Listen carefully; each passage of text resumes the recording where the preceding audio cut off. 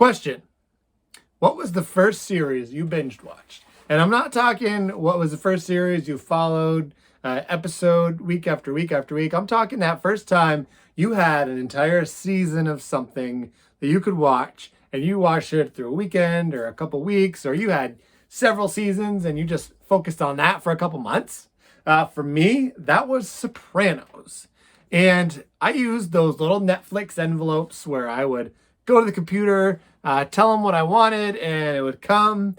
And then I'd have to finish watching it, put it in the mail, and it would come back. So that was my first real binge experience. And so when I found out they had a prequel coming, I was pretty excited.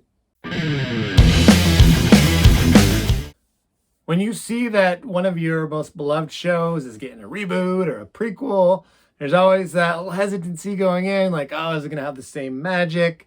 I don't know. Or I always see, why do they make these? Well, they make them because we love characters that we are familiar with, and that's why we keep watching them time and time again. And until we stop watching these shows or movies, they're not going to stop making them.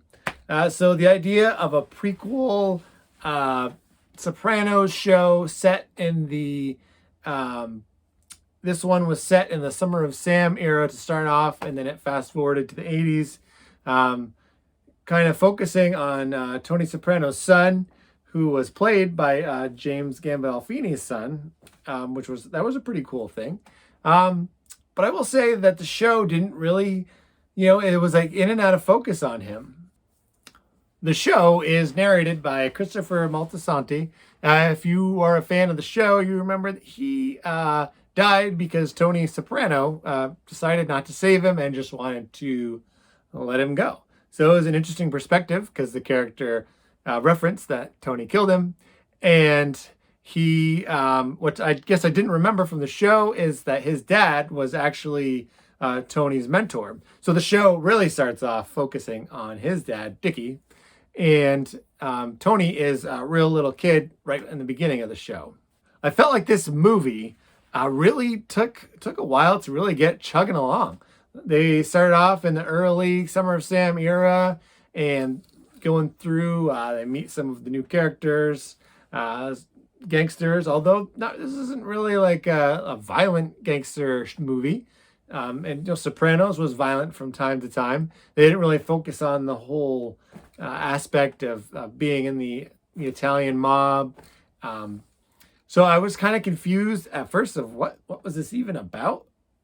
And about, I'd say, a third of the way through, that's when you kind of understand it's a coming of age story for Tony, told through Chris's dad, Dickie. The pace for this movie was pretty slow, and that's all right. Sometimes you need a good slow burn, as long as the story is compelling. And this didn't really feel like it had a good starting point and a finishing point. It kind of wrapped up at the end, but really it was lacking one important part of The Sopranos, and that's Sopranos. What I liked, it was a gangster flick that we don't see too often anymore. Some of the more recent gangster shows I've watched are just violent. This one focused on kind of the family values of a gangster family, which I always kind of found funny because it's, you're criminals, but you have a code. I liked James Gandolfini's son as Tony Soprano. I actually wish that we got to see him more. I thought they did a good job of highlighting why he's a little different. He's a smart kid. And what I was really hoping to see was the kind of foreshadowed, or not foreshadowed, previewed some kind of a story on Sopranos, where Tony Soprano was younger and he broke up a card game that was played by his family, and that was a big story at the time, and I thought we were going to see that recreated. That never happened.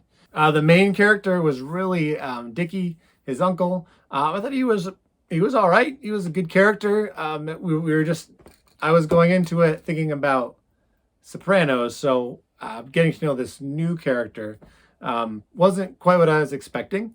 We did get to see some of our old friends, Junior Soprano, see why he walks with a cane.